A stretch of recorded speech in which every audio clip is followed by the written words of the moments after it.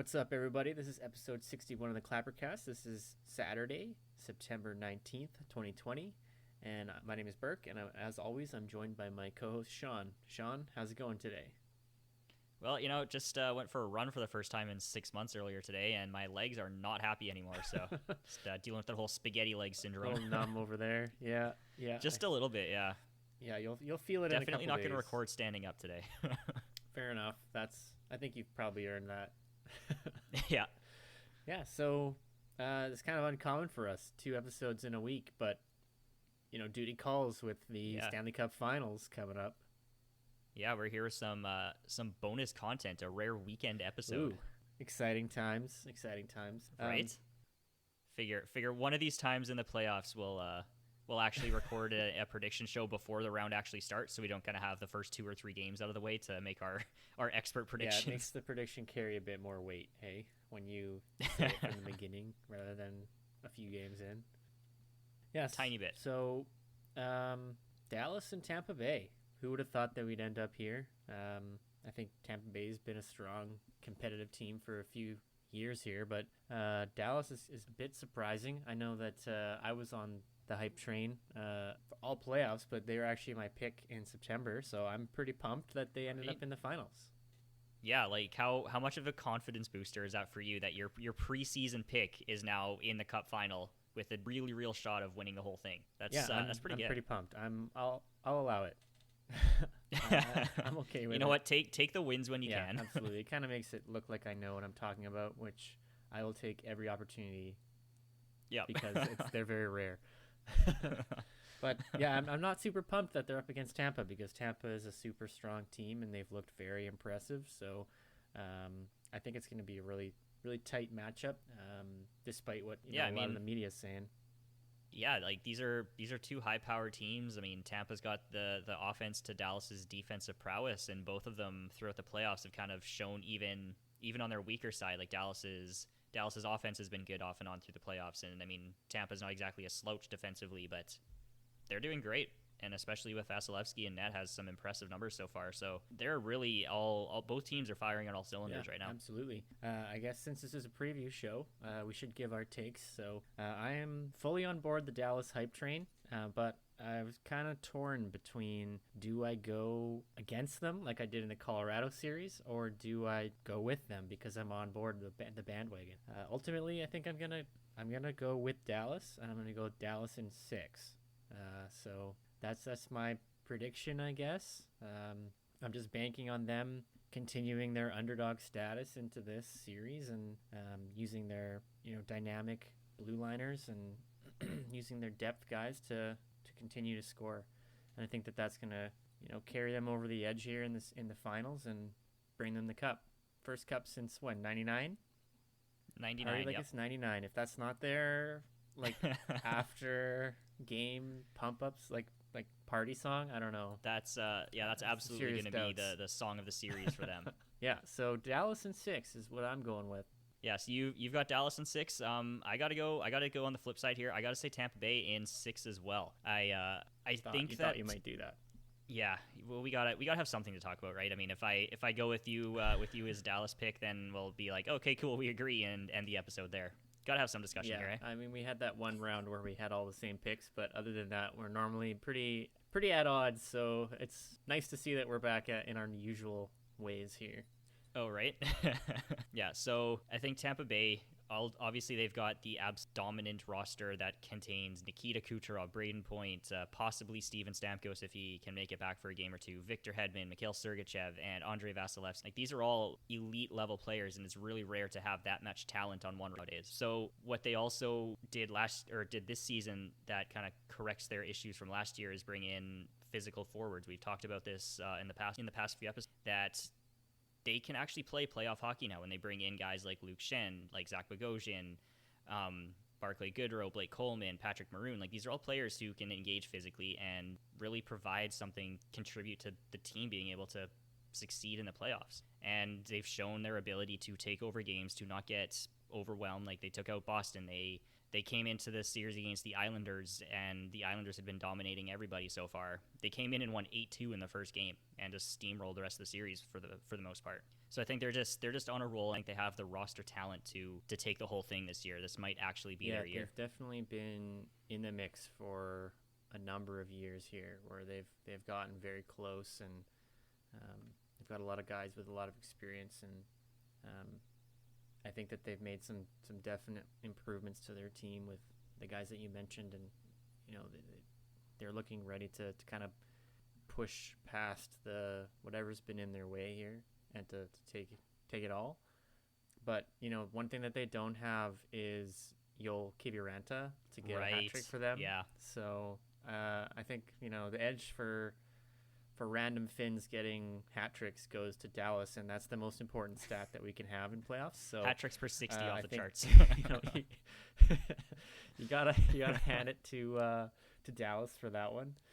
Yeah, I mean, I think as far as like high end talent, I think I think Tampa definitely wins on that end. So I think it's gonna be up to Dallas's defense to just withstand that and to kind of weather the storm from them, because Dallas has been getting outshot in pretty much every game that they've played in these playoffs, but they've had those depth guys take the chances when they can against like weaker D pairings, and I think that might be something that Dallas can capitalize on in this series is, that those Luke Schenn types of blue liners, if they're in the lineup, because Stamkos will be coming into the lineup, and he might bump somebody. And you mentioned to me that Tampa's been playing 7 D-men. Yeah. So, Luke Schenn might not be around for Dallas to take advantage of. But they've faced some pretty strong teams in Vegas and Colorado. So I think this is going to be nothing new for them, and they're definitely kind of embracing that underdog status. And they've got a goalie that's locked in with Anton Khudobin. So, I mean, whichever way this series goes, you kind of have to be happy, because you have a team that's not struggled, but has been very competitive for like 5 or 6 years here, and just hasn't been able to push through and get the cup. Yeah, as Scott Oakes so eloquently put it after the Lightning won, they were doing some post game interviews. He asked Victor Hedman if he remembers 2015's cup loss. So just a very sympathetic moment there. Brutal loss. Yeah. Hey, do you remember probably like one of the lowest points of your career? Oh no, Scott, I totally blocked that up. Thanks totally for reminding forgot me about that. Thanks, bud. But yeah, so you have a team that like Tampa that's been in the mix for a long time, and they're looking like the best incarnation of their playoff selves. So there's them, and then there's Dallas, which hasn't won since 1999. So either way, you kind of got to be happy with how this plays out. Yep. I think you made a good point about Dallas's depth being a bit of a key to this series, especially on forward. That they're gonna have to find ways to capitalize whenever they can. They've done a decent job at that so far, but they're gonna need to find the best opportunities to do so. And with Dallas's forward depth, I think that's going to be something that they have to look at to try and utilize. When they have, say, for example, Denis Gurianov, averaging 14 minutes a game, looks to be about a third line utilization. He's got 17 points in these playoffs. They're going to be looking to him to match up against some of the weaker D pairings. They're going to be looking at guys like Rupe Hintz and Radek Faksa to step up a little bit and take a bit more, or capitalize a bit more on their opportunities. And they've got, like you talked about, Kiviranta as well is probably going to get a shot, because he's been excellent for them in big situations. And guys like that are going to be key to pretty much just capitalizing whenever they can. Because, when you've got Tampa's top defenders of Hedman, Sergachev, McDonough, it's going to be hard to get a whole lot past them in the first. It's going to be hard to get a whole lot past those guys when your top players are going to be shut down pretty easily by that. Yeah, when like Jamie Benn and Tyler Seguin and Radulov are going to be out there against like Victor Hedman, it's going to be hard to get anything past him. Yeah, and let's be honest, Victor Hedman, he's playing 26 minutes a night. He's going to be out there against the second line too, probably. Yeah, he's an absolute monster. He's definitely going to be utilized a lot in this Cup final. I think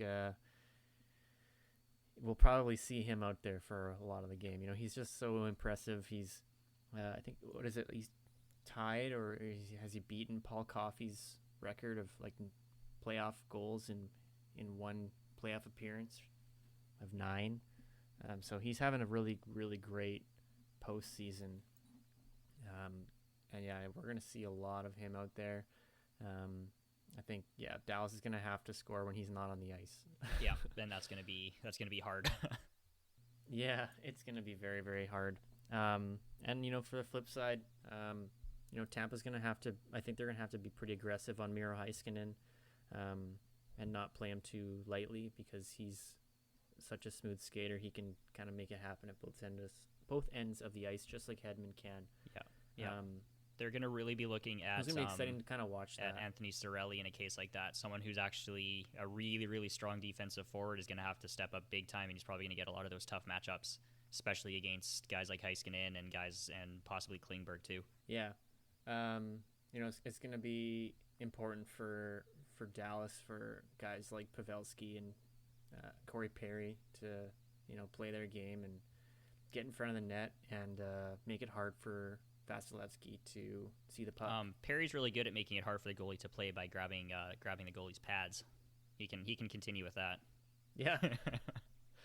Yeah, I mean, that's the Dallas way of winning the Stanley Cup. Oh, good point. Right, is to be around the goalie and so questionable goals. So if Dallas wins the cup, is it going to be off a goal scored because Corey Perry's grabbing Vasilevsky's pads or something, some botched goalie interference call?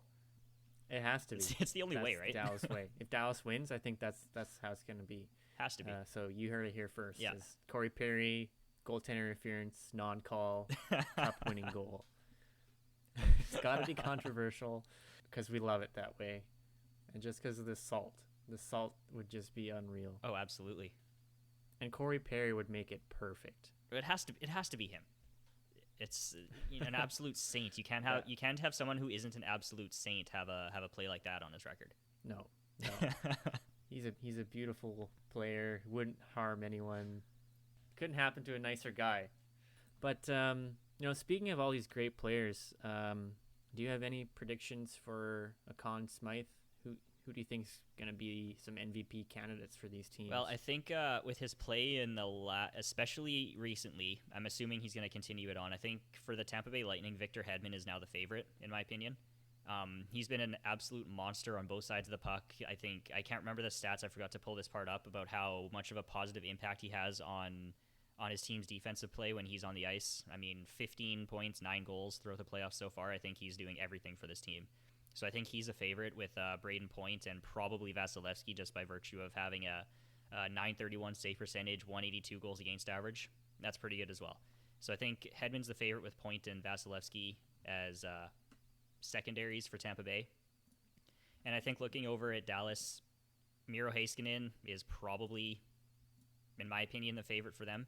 However, Anton Khudobin's right there as well for what he's done stepping up in Ben Bishop's absence. And personally, I'd even go with a dark horse candidate here. I don't think he'd win it because his performance hasn't been as impressive, but Joe Pavelski and what he's bringing to the lineup with that veteran presence and his experience as veteran presence, he's got 9 goals in the 21 games as well.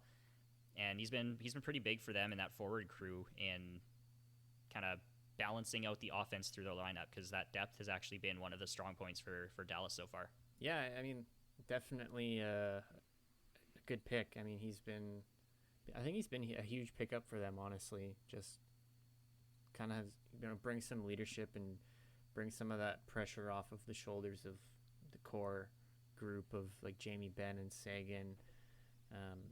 Just another kind of veteran guy to provide another voice in the room.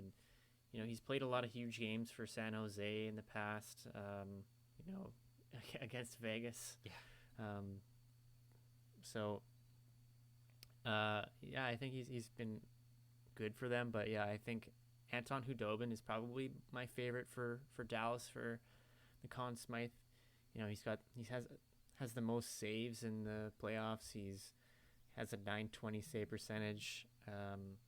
He's been kind of one of those premier backups for the last few years. Going back to his time in Boston, where he's been very, very serviceable guy, but he's really kind of knocked out of the park with how he's played in this postseason.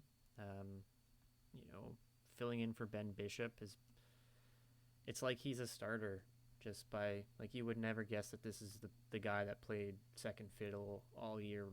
Just watching him, because he is that good, you'd think, who the hell is the starter? Right.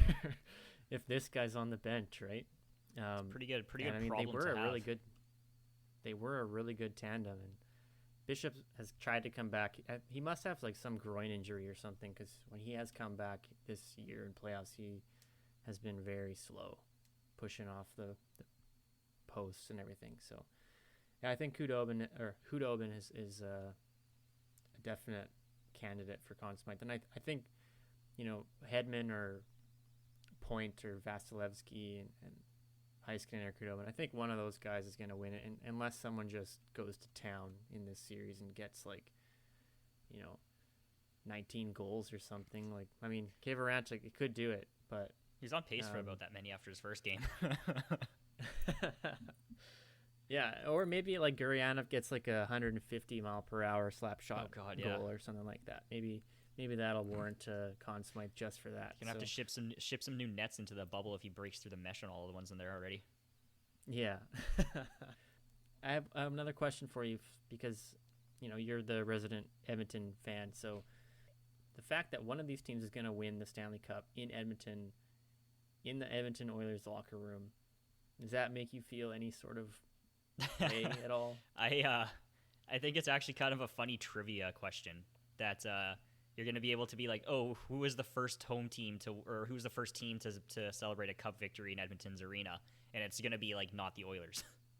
I mean, I guess you can win it in the away arena, but it's just like going to be a really fun trivia question for the future. I definitely think that they should hang a banner up. Don't give Nashville any ideas. They want to get as many banners up as possible. But also a banner would be pretty funny too, to have like Dallas or Tampa Bay banner just hanging up in the Oilers rafters somewhere, like, hey, someone won the cup here. Yeah, never forget. So back when they were kind of planning out this whole bubble thing, there was talk about how the people who were running the arena presentations in the league were planning on bringing in crowd booing noises for when Bettman comes out to present the cup to the winning team here. What do you think of that environment, or that thought to make it like at home for hockey fans and hockey players, to have like the fake booing for Bettman just because he's there? I absolutely love it. I think it's great. I think that it shows that the league has a sense of humor about it, and that they're embracing that meme. That it's not just a normal thing to happen, but it's like part of the whole tradition.